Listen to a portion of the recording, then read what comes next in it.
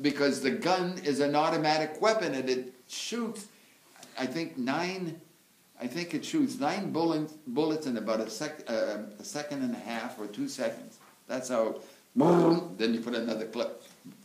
So you have 18 bullets going out in a matter of less than 2 seconds.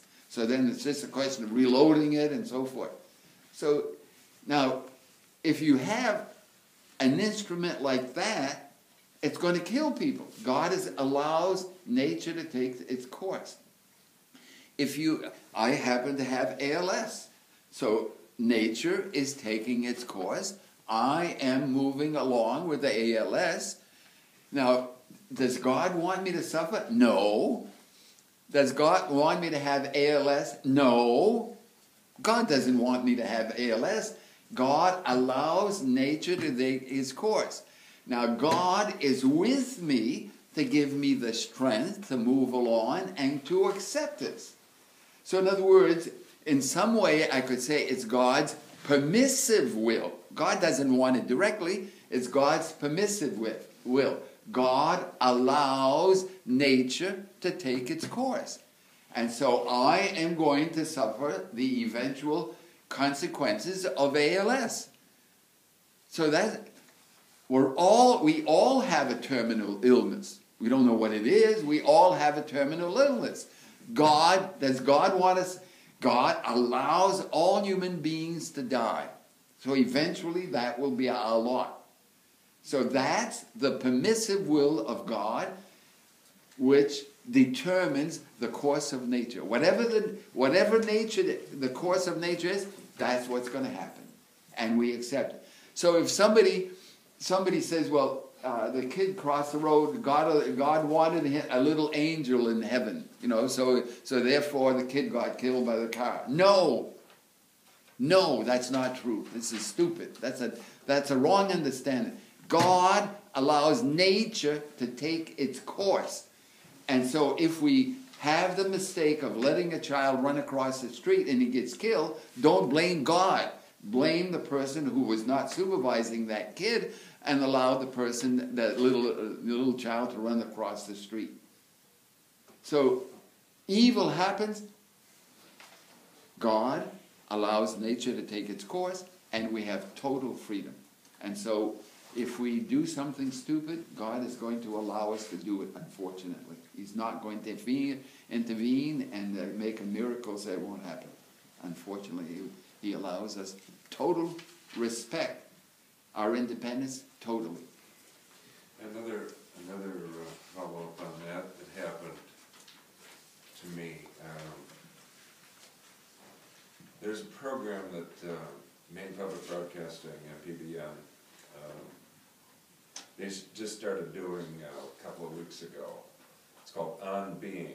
It's Sunday morning, 6 to 7 a.m. Replacing classical music, which many decry. But the one they had this morning, the interviewee was a female. She was a chaplain for the warden service here in Maine. And like her husband was killed accidentally because he was out on a search or something. He was a policeman about 9 or some years ago. And she found herself being a chaplain. And she wrote a book about, a fictional book, but with some details in it and everything. And she was asked, how can you someone have religion in the case of all this suffering and violence and everything? And she's talking about tragedy of searching for lost people and sometimes finding them dead. How can that be? And she was going through some of the positive things, and she made a comment about religion, that if you have your religion, if you go to church just because religion upholds the value of human life and you're not going to die, says you're missing the point. This is not true religion. The true religion, at least is manifested as much deeper than that, God is unconditional love. And if you find if you find a religion that, yes, God is unconditional love, then yes, that's a real reason for having religion. That's a real reason for pursuing Yep. faith. Total agreement. God is unconditional love, and that should be the basis of any religion. Any religion. It'll comments.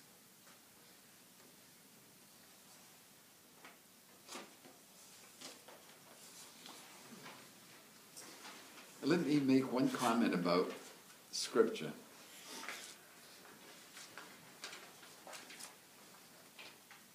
We get about 5 minutes, so let me just make something, a comment about Scripture. About 9 or 10 years ago, when at one point I became aware that a number of people that were well intent and that were very serious in their religious beliefs had absolutely strange understandings